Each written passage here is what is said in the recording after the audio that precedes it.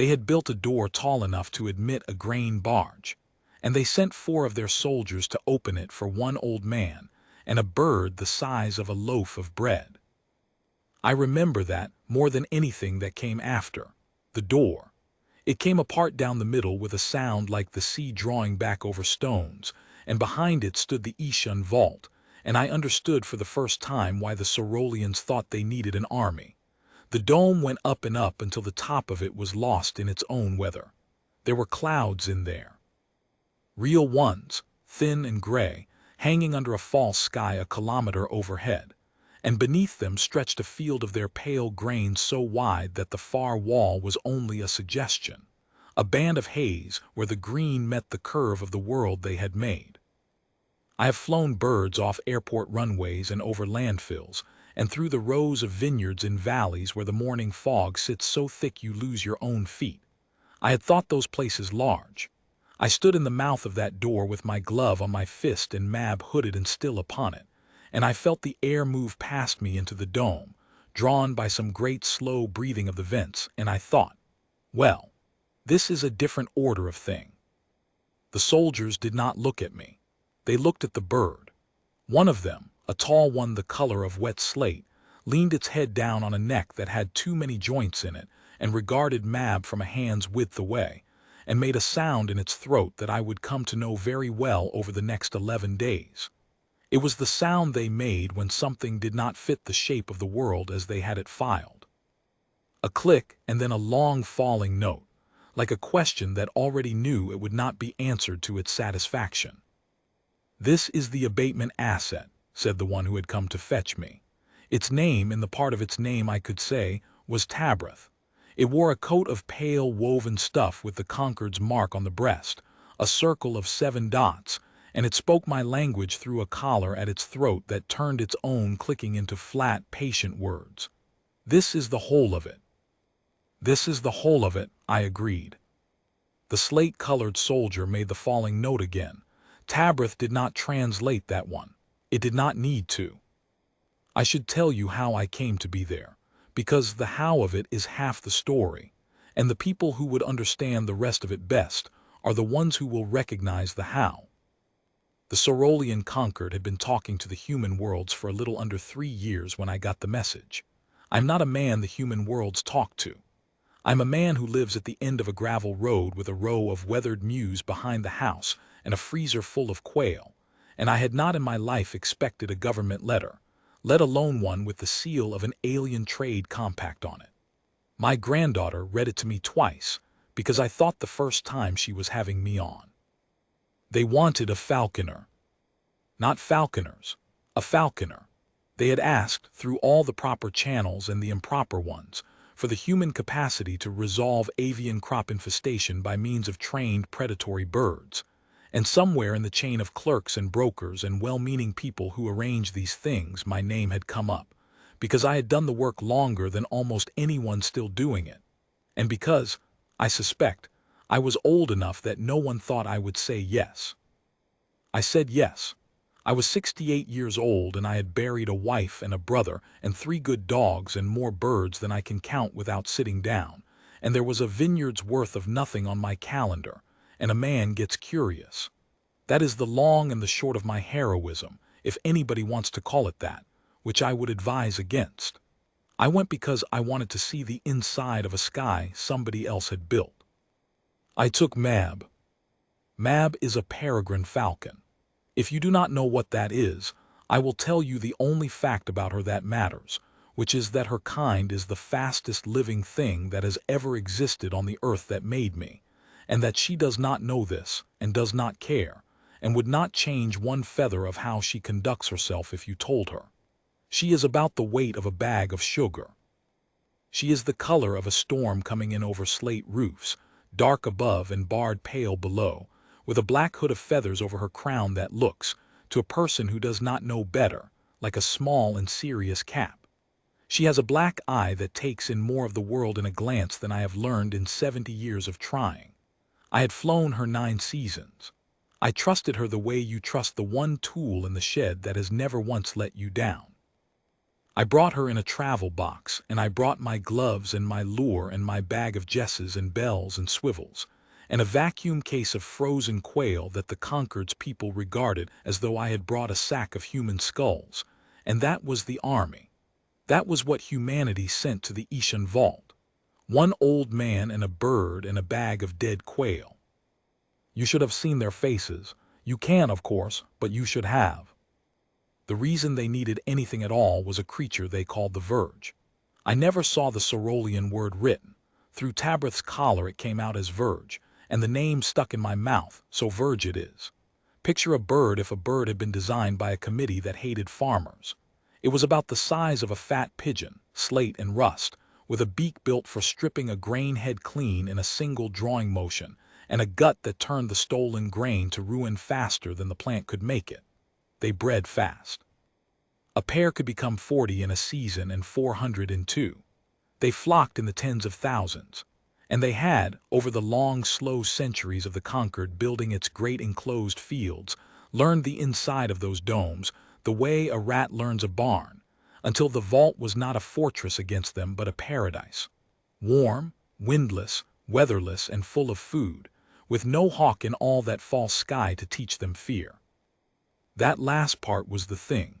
I did not understand it at first, and they never understood it at all, and it is the whole of why I am telling this. Tabrith walked me down the length of the receiving floor while the door sealed behind us, and it laid the problem out for me in the flat, patient voice of the collar. And the more it talked, the more I understood that I had been brought in at the end of a war. They had poisoned the Verge. Of course they had. It is the first thing anyone tries. But a poison that kills a verge in a grain field is a poison that sits in the grain, and the grain fed 1/3 of 1 billion people across the Concord's worlds, and so the poisons had to be gentle, and a gentle poison only teaches a fast-breeding thing to be born already tired of it. Within a few generations the Verge ate the bait and asked for more. They had netted the vents and the seams. The Verge learned the nets. They learned where a net sagged and where a seam had loosened, and they posted what Tabrith, groping for the word, called watchers, which I took to mean that some of the flock did nothing but sit and look and call, and the rest moved on what the watchers told them. That is not a stupid animal. I want to be plain about that. The Verge were not stupid. They were a clever, coordinated, relentless thing, and the Concord had spent a decade learning, the hard way, exactly how clever. They had flown drones. The Verge mobbed the drones the way crows mob an owl, fouled the rotors, fell on the wreckage. They had tried sound great arrays of speakers throwing out the cries of every predator the Concord science could record, and the Verge had been frightened for a season, and then, hearing the same cry from the same place at the same hour every day with nothing behind it, had simply stopped believing in it. A threat that never arrives is not a threat. It is weather. The Verge filed the speakers under weather and went back to the grain. We modeled it, Tabrith told me. We had stopped at the edge of the field where a maintenance track ran off into the green, and it gestured with one long arm at the haze where the far wall hid. Every method, modeled against the flock's adaptation rate, every method fails on the same curve. We can kill many. We cannot kill enough fast enough without killing the harvest, and the flock learns. How many in here right now? I asked. Tabrith was quiet a moment. The Sorolians, I would learn, did not like to give you a number when the number embarrassed them. In this vault, it said, perhaps 300,000. I looked out over that green sea and I could not see one. They were down in the grain, working, low and patient and out of the wind that was not there. Somewhere up under the false clouds, I knew without being able to prove it, there would be watchers. 300,000 Verge in one dome. And 1/3 of 1 billion mouths waiting on the harvest, and the war 10 years old and lost on every front. And the Concord's answer, after all the poisons and the nets and the drones and the sound, was to ask the new strange neighbors for an army. And the new strange neighbors had sent me.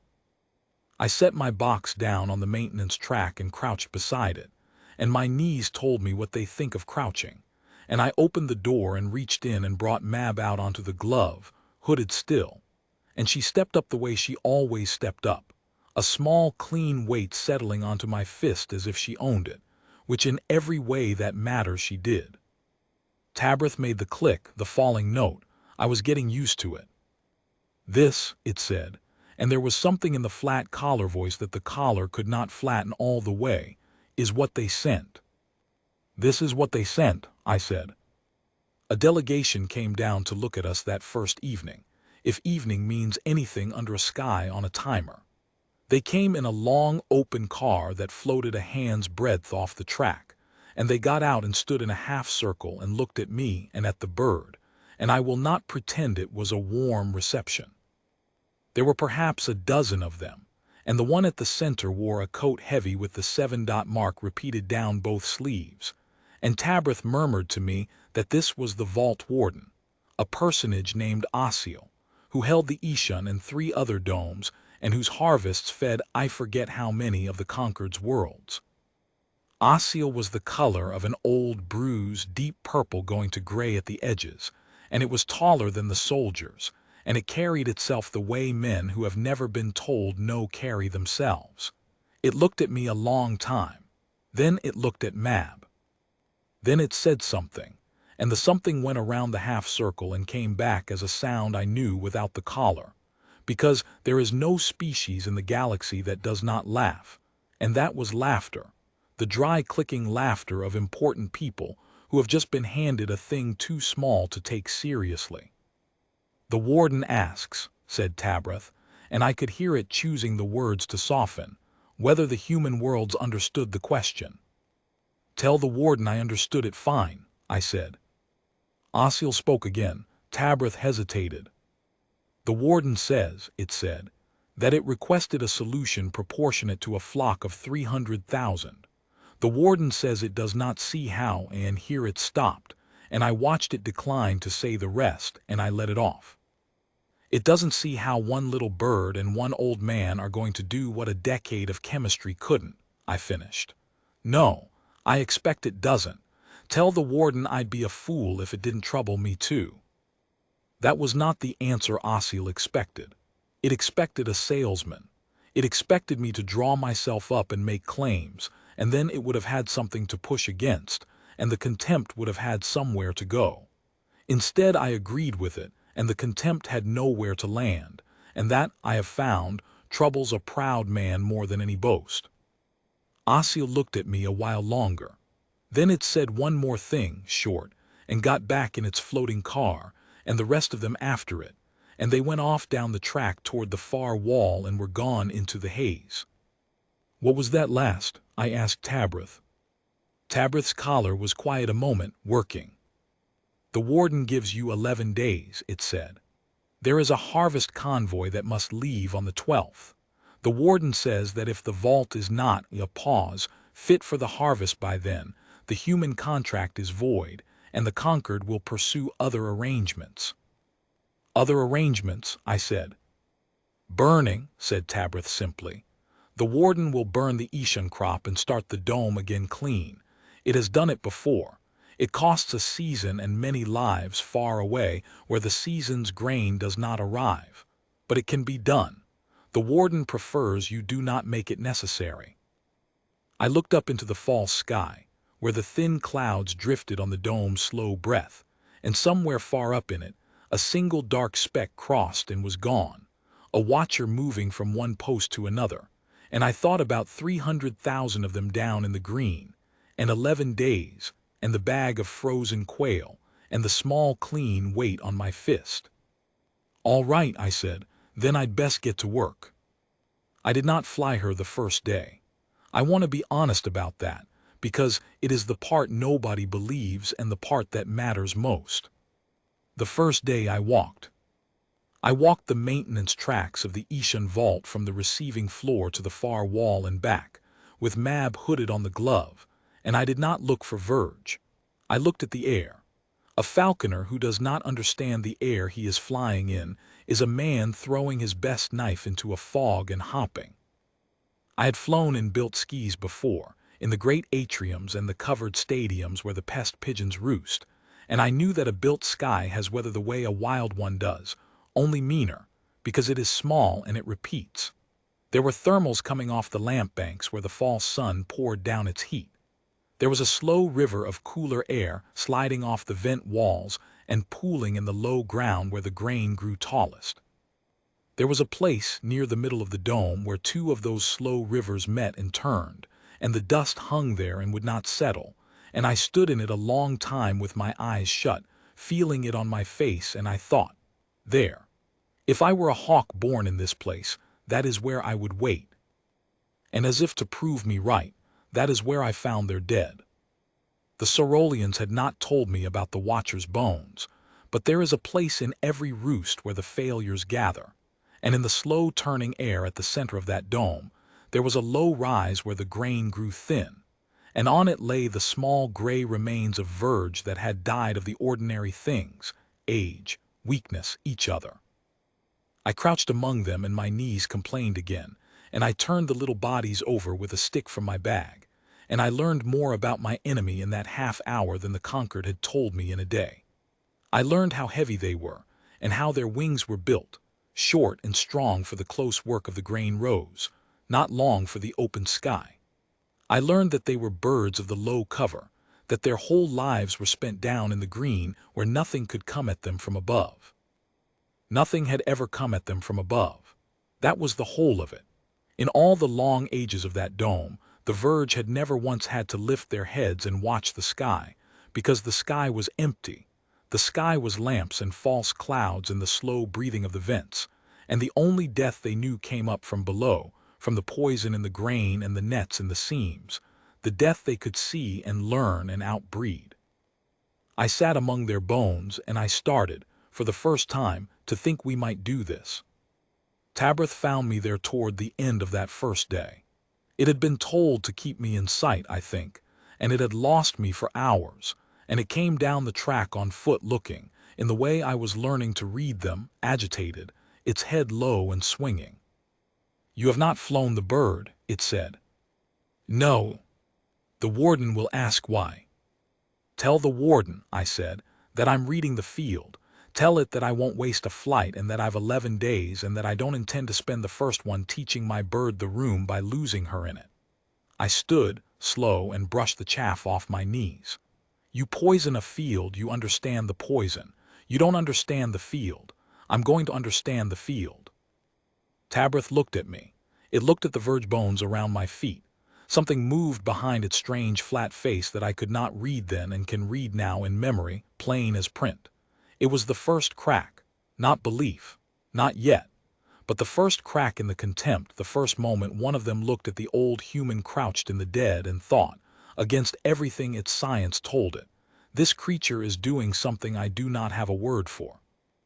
"The warden does not understand patience," Tabrith said quietly, "from a thing it has hired." "No," I said, "I don't suppose it does. Hawks don't either. Funny how the world's full of fast things that never learn to wait, and they all end up working for the ones that did." Tabrith made a sound. It was not the falling note. It was a shorter sound, and the collar did not translate it, and I think it surprised Tabrith as much as me, and I have wondered ever since if it was the Cerulean beginning of a laugh. "I flew Mab on the second day. I will try to make you see it, because it was the turning, though no one in that dome but me knew it was the turning, and most of them went on not knowing for a good while yet. I took her to the low rise at the center, into the slow turning air. In the hour I had decided was morning. I cast off her hood. You have never seen a thing wake the way a hooded hawk wakes when the hood comes free. It is not like a man waking. There is no fog to it, no slow gathering. One instant she is a small dark shape on the fist, patient as a stone, and the next instant the whole sky has poured into her black eye, and she is the most awake thing for a kilometer in every direction, and you feel it travel down the jesses into your hand like a current. She roused, that is the word, a hard shiver from crown to tail that sets every feather and then settles it, and she looked up. She looked up, and the Verge had never once in all their generations watched the thing that was looking down. I did not feed her first. A hawk you have fed will not hunt. She has no reason to. I had kept her sharp on the crossing, a little hungry, the careful hunger of the trade that is not cruelty but the engine of the whole thing. And now I held my fist up into the rising warm air off the lamps, and I felt her gather, and I opened my hand and she went. A peregrine does not flap away like a pigeon off a ledge. She fell upward. She found the warm river off the lamp banks, and she rode it in long climbing rings, smaller and smaller and higher, until the men who had come to watch, and they had come. Word had gone round, and there was a knot of them on the track, Tabrith among them, and a few of the soldiers, and I think even Osseil's car was there at the edge of things, until the watchers on the track lost her against the false clouds, and one of them made a sound and pointed, and she was gone into the high air of a sky that had never held a hawk. And then she waited. That is the part they could not understand, watching. They expected, I learned this later, they expected an attack. They expected the bird to plunge into the flock and start killing, and they had done the arithmetic, 300,000 Verge and one falcon that could take, what, a dozen in a long day, and the arithmetic was an insult. And Osseil's car had come, I think, mostly to watch the insult play out so it could say it had been right. Mab did not attack.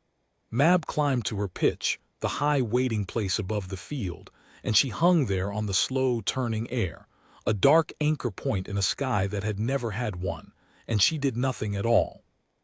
And down in the grain, the Verge went still. You could not see it from the track. I could not see it either, not with my eyes. But I had stood among their bones, and I knew their kind by then, and I knew what was happening in the green as surely as if I were down there among them. A Verge does not lift its head.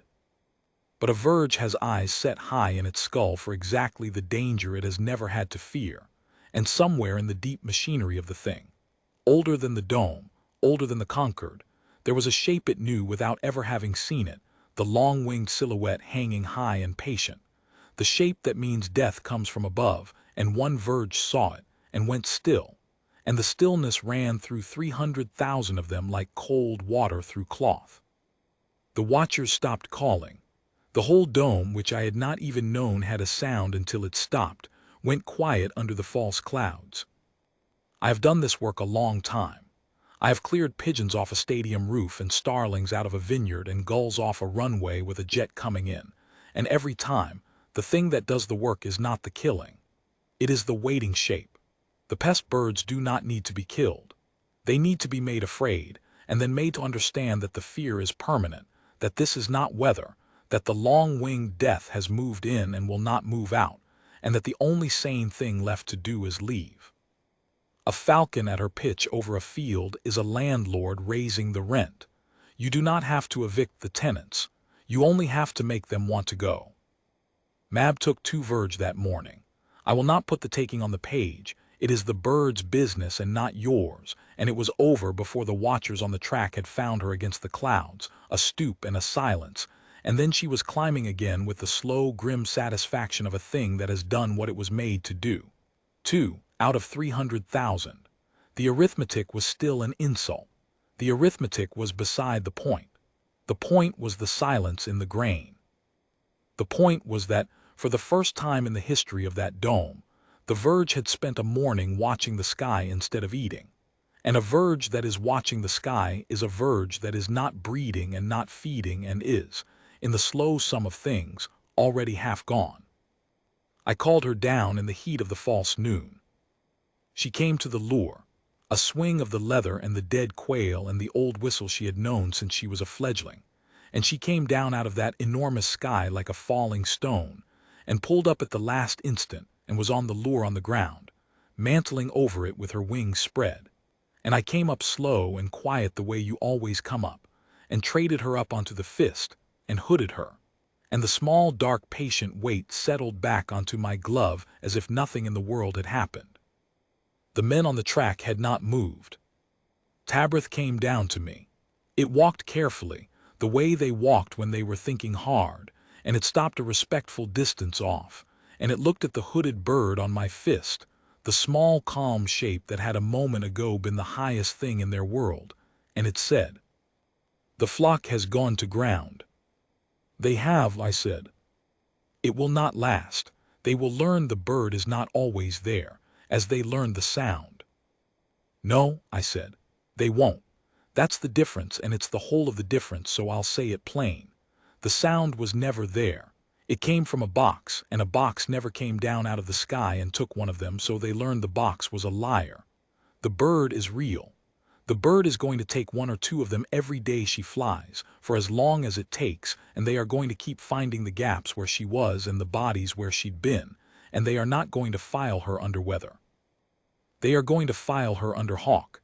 And once a flock files a place under hawk, the flock leaves, not because you killed them, because you made the field a place where the dying happens from above, and there's no learning your way out of that.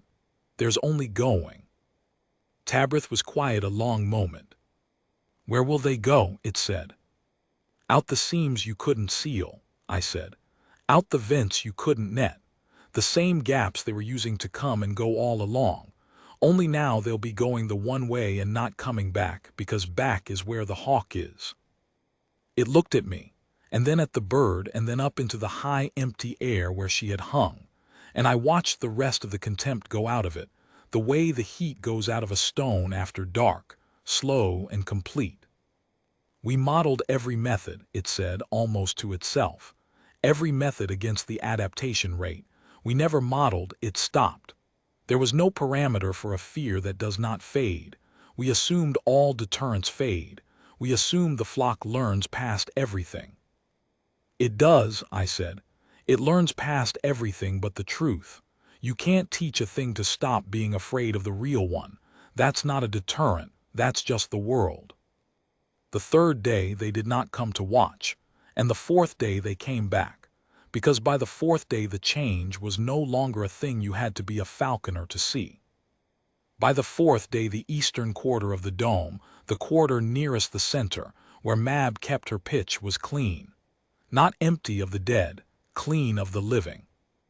The grain there stood up off the ground that I had watched lie half-stripped, and Tabrith's people came out with their instruments and walked the rows and could not find a verge in all that quarter, not one. And they stood in the clean grain looking baffled and a little frightened, which is the look a man gets when a thing he had decided was impossible is standing in front of him chewing. The Verge had not died. That is what undid them, I think, more than anything. The Concord understood killing. Killing they had a model for. But the Verge in the eastern quarter had not died.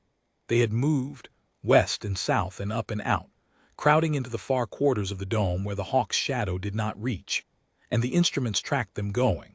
300,000 birds pressing themselves into a smaller and smaller corner of their world, and the Concord's people watched the dots move on their screens and could not make their science account for it, because their science was built on force, and what was moving the dots was not force. It was a small hooded weight on an old man's fist that flew an hour each morning and an hour each evening, and the rest of the day sat on a perch by the receiving door and slept, digesting, while the most coordinated pest in the Concord's long agricultural history rearranged its entire civilization to stay out of her sky. Osil came to me on the fifth day. It came alone, which I think cost it something. It got out of its car at the center of the dome in the slow-turning air, and it stood over the place where the Verge bones lay, and it looked down at them a while before it looked at me. Then it said something and waited for the collar, but Tabrith was not there, and we stood a moment in the silence of a dome that had forgotten how to be loud, two old creatures who did not share a single word. And then it reached up slowly, watching me, the way you reach toward a strange dog, and it touched the air near Mab, hooded on my fist, not the bird, just the air a hand's breadth off her dark feathers, and it pulled its long jointed hand back, and it made the falling note. But it was a different falling note. I had heard the falling note a dozen times by then, the sound they made when the world would not fit their files. This was the same note and not the same. There was something under it I had not heard before, and I have thought about it a great deal since, and I believe the closest I can come is this. It was the sound a proud thing makes when it is being taught, against its will, by a thing it had decided was beneath teaching it, and has just understood that it is going to have to be grateful. I did not need the collar for that. There are some things every kind of mind says the same way. The harvest convoy left on the 12th day, as the warden had said it would, and it left from a vault that was, by the instruments and by my own eye and by the long, careful walk Tabrith, and I took down the maintenance tracks from the receiving floor to the far wall and back, fit. Not perfect. There is no perfect. There were verge in the seams yet, a few hundred holding on in the deep cover where the light was poor and Mab's pitch did not command, and there would be more work, and I told them so plainly, because the worst thing a man in my trade can do is promise more than the bird can carry. But the flock was broken. The thing that had eaten a tenth of the Ishan harvest every season for a decade had, in 11 days, packed itself into the dome's far corners and begun, in twos and dozens, and then in long gray rivers, to leave by the same gaps it had always used, out into the cold seams and the unnetted vents, the one direction that was away from the hawk. I did not let them burn the crop. That is the thing I am proudest of, if I am to be proud of anything, and it is a small enough thing to set against the size of that dome. The crop stood. The convoy carried it to wherever it was that a tenth of a billion mouths were waiting, and the season's grain arrived, and the people who would have gone hungry did not, and not one of them will ever know the name of the old man or the smaller name of the bird, and that is exactly as it should be. The work is best when no one knows it was done. They asked me before I left to write it down, not the story, the method. Tabrith came to me with a stylus and a panel and a careful list of questions, and behind Tabrith stood 3 of the Concord's agronomists with the 7-dot mark on their coats, and they wanted the doctrine. They wanted the parameters. They wanted to know the optimum pitch height, and the flight duration, and the hunger calibration, and the ratio of takings to deterrence, so that they could build it into a model and reproduce it across 400 domes. And I understood the wanting, because it is the wanting of every careful mind that has been shown a miracle and needs to make it a procedure, so the miracle will not be at the mercy of one old man and one mortal bird. I told them what I could, the pitch, the wind, the reading of the field, the patience. I told them more than once that the falcon was not a weapon and could not be issued like one, that you do not buy a peregrine the way you buy a drone, that the bird is a partnership and the partnership takes years, and that the years cannot be modeled. I do not think they believed that last part. I think they wrote down the pitch height and the flight duration and the hunger calibration, and they have, by now, a fine thick document about it, with the 7 dots on the cover. And I think they have named the method something solemn in their own tongue. And I think it has not worked the way it worked in the Ishan vault. And I think they are still, somewhere, trying to understand why. It is because there is no parameter for the thing that did the work. The thing that did the work was a small dark creature that did not know it was famous and would not have cared, sitting hooded and still on a glove, who became, when the hood came off, the most awake thing in a sky a kilometer wide, and who hung at her pitch over a field that had never feared anything and taught it, in 11 days, the one lesson its whole clever, relentless history had never had to learn. You cannot issue that. You can only raise it and trust it and fly it well, and stand under it with an old man's neck craned up into a borrowed sky, and feel the current come down the jesses into your hand. They sent us home in a ship a great deal finer than the one we came in.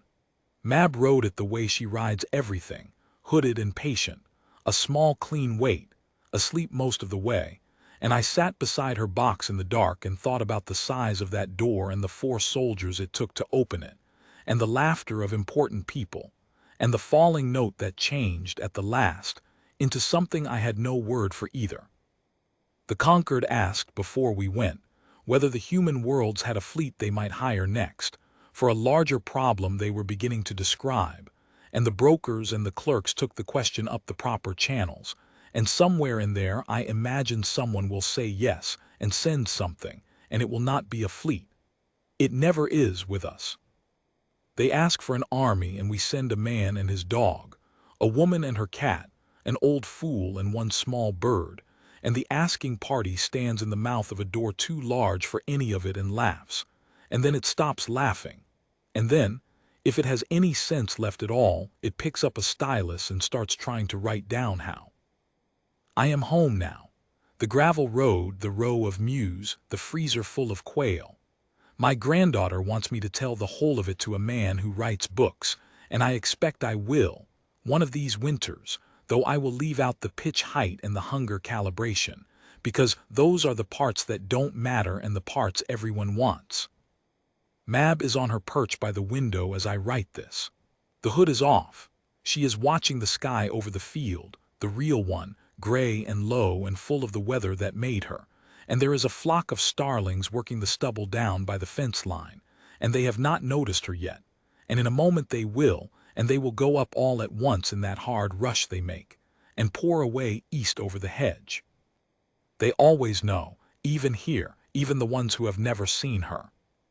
That is the thing the Concord never could get into its great careful files, the thing I would have told the book writer if he'd been here to ask. They wanted to know what we sent, and how it could possibly be enough. We didn't send a weapon. We sent the oldest fact there is, with feathers on it, sitting quiet on a glove. It was always going to be enough.